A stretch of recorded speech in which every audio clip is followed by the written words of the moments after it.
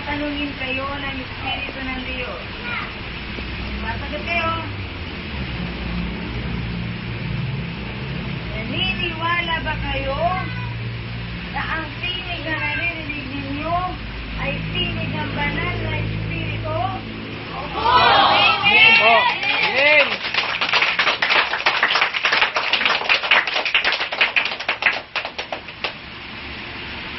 Kapagkat kung hindi kayo maniniwala, walang pagpapalang darating sa buhay.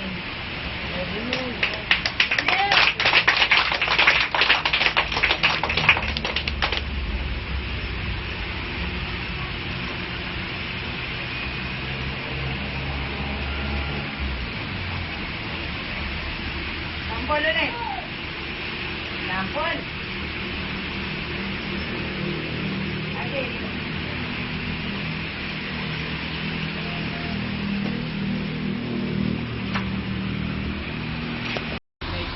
Unite niya yung family namin na kami matatag. Yung pagmamahal sa mga kapatid. Umibay. Ang bigat, si Yahweh. Si Yahweh talaga. Dahil tayo, may everything. Full time na talaga kami. Kami magkakama natin kay God na bibigyan namin lahat, gusto namin, kaluluwa lahat. Everything namin kay God. Kasi si God yung nagbigay sa atin. Kaya pag tinawag kayo ni God, ano pa yung time nyo? I-block nyo na yung opportunity na magbabago kayo na intention. Sulit nyo na lang sinasabi ni God kasi wala namang ginagawa si God na ikakasama natin doon. Kasi ama natin. Wala namang ginagawa yung ama natin na ikakasama natin. Kaya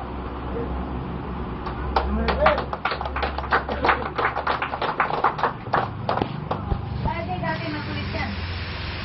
Sinabi na ng tinig, bawal yan, huwag ka pupunta dyan.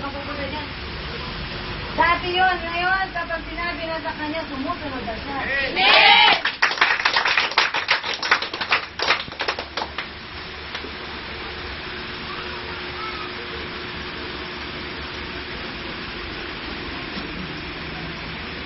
Ito ko lang sabihin sa inyong lahat, manatili kayo sa Diyos. Amen!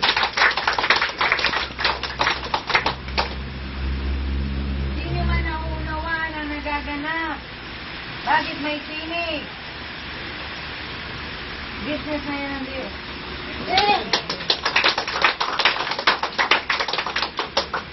Dalaan, dahilan. Yung mga makukulit na kagaya ninyo, madala rin sa langit.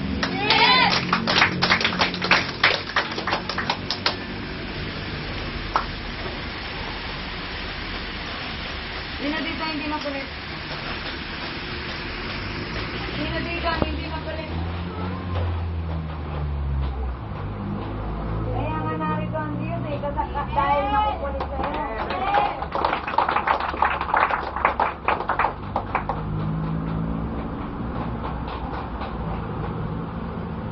Huwag tayo. Diyan ka na lang.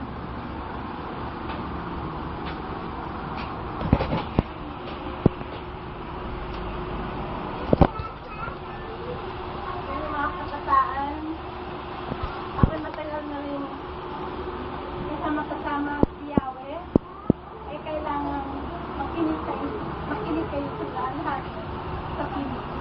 Sumunod at para hindi tayo mapahamak. Yun lang, sabihin ko sa inyo, makinig talaga at sumunod. Amen! Dalawa, makinig. At pagkatapos makinig, sumunod. Kasi kung puro pakinig at walang pagsunod, wala rin.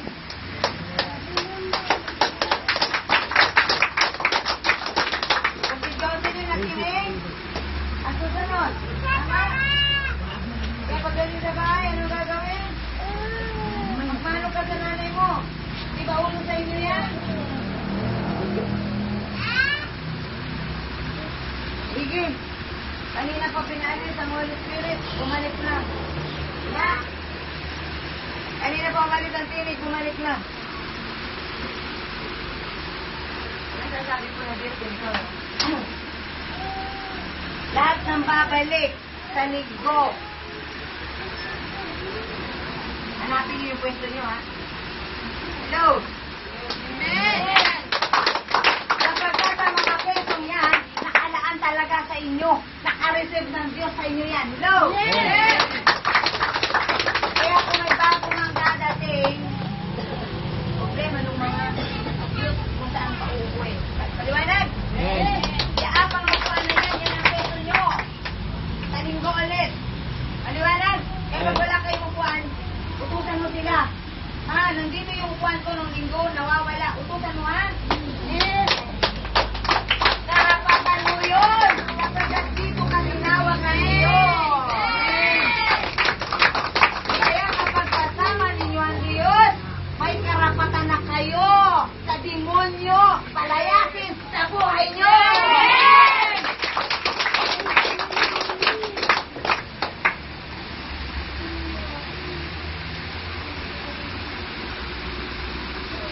Okay, ganito. Dala kayo ng name nyo sa linggo, ha? Nakasulat sa papel. Name. Oo, hindi naman isang public leeg. Basta nakasulat, mababasa naman, ha? Bahala din ko dyan kung paano nyo gagawin yan. Basta pagdating dito, may mga pangalan kayong nakasulat sa papel. Hindi naman yung singkit ang sulat, ha? Yung mababasa. Mag-roll call tayo. Okay? Sige. Sa Diyos, magagawa lahat ng bagay. Yes! Yung walang pera sa bulsa? Yung walang pera sa bulsa, hindi sa Diyos. Alam sa linggo may pera sa bulsa. At kung may pera sa bag, sa linggo lang sa bulsa. At ilalapit kayo sa altar, ilalapit sa altar. Okay? Ngayon po, yung gusto lang po magbigay. Yung gusto lang po. Wala pong bilitan. No? Bibigyan ko po ng 2 minutes or 1 minute lang. Pabilisan lang. Yung gusto lang magbigay. At doon po sa Malakias, Regis, Malakay, Regis, di nyo ba alam na dinadayan ninyo ang Diyos? Sa papaanong paraan? Sa mga ikapuas handog. Ito po isang way ng handog. Okay po?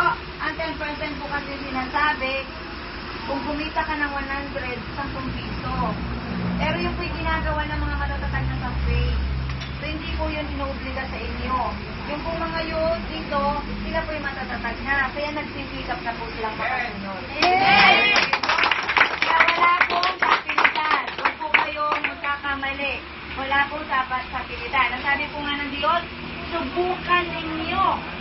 Makinig po. Subukan.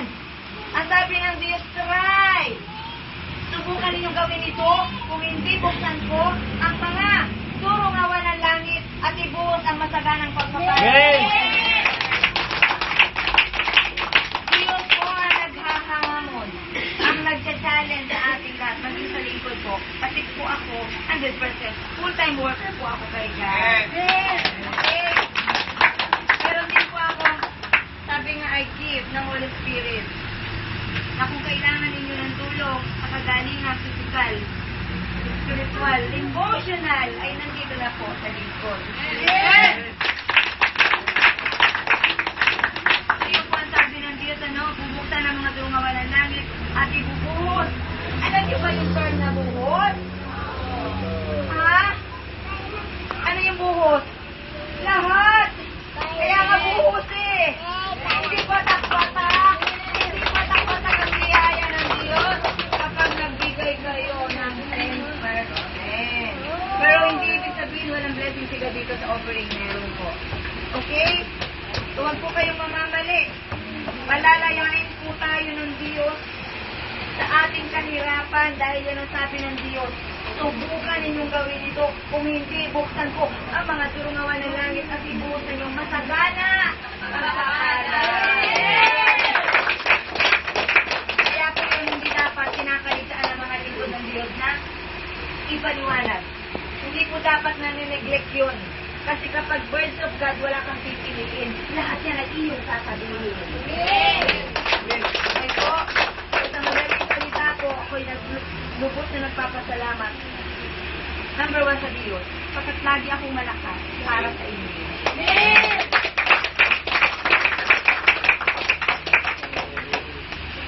At pangalawang pasasalamat ko po ay para sa buhay niyo po ang salita na nakapagod.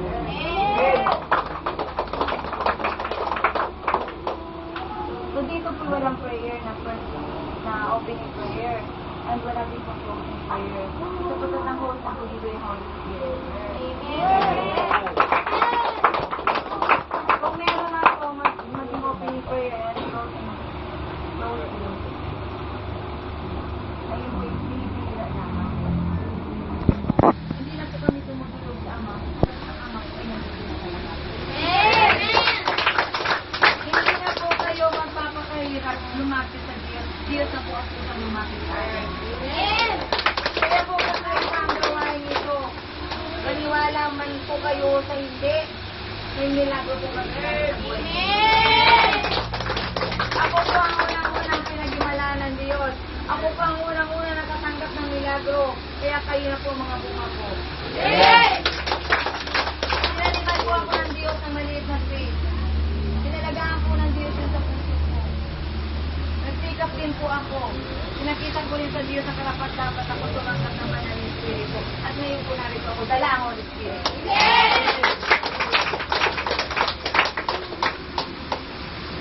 Simple lang po. Kayo ngayon dalawang anak ko. Yan po yung dalawang anak, dalaga. Biyuda ako. Pero nagmamahal ako ngayon. Lahat po kayo mahal ko. Kaya kung ikaw, Jocelyn, mahal ang tatay mo, nakadito ka. Mahal ang dalaga na ayaw ko yung mapahamak na gaya mo. Kaya po para sa tatay ni Jocelyn, dito po unang-unang siniguro kaligtasan. Bawal po dito ang boyfriend at girlfriend.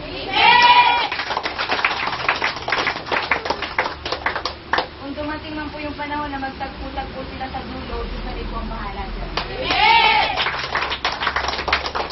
Kaya secured po dito ang anak nyo, ha? Sa loob. Pag sa labas, sila nang bahala sa sarili nila. Pero dito po, sinitrain sila. Para kung nasa labas na sila, alam na po nila ang gagawin nila. Yun lang po. At para sa akin, sa sunod na linggo, marami na kayo. Kaya masaya po ako. Ito lang po talagang ang aim ko. Ito lang po ang pinakamotibo ko. Ang ako'y magalit ng Diyos, makapagdala ng mga kaluluwa sa paanan ng Diyos. Ang halan niya.